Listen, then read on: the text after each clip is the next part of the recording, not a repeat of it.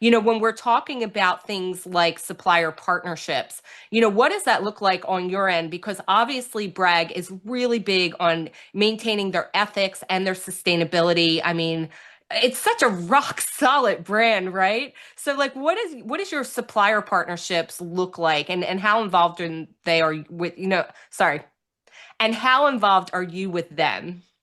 That's a great question. And kind of following off what I was saying before and locking in what you're doing best and then moving to the next things, I think that flows into everything, including your supplier relationships. When you're thinking about supplier relations, first of all, put your people first, put people first, because a good supplier where you are going people first rather than data and performance first, they'll grow with you. That data and that performance will get to where you want it to go if you can work with the supplier and work with the partner.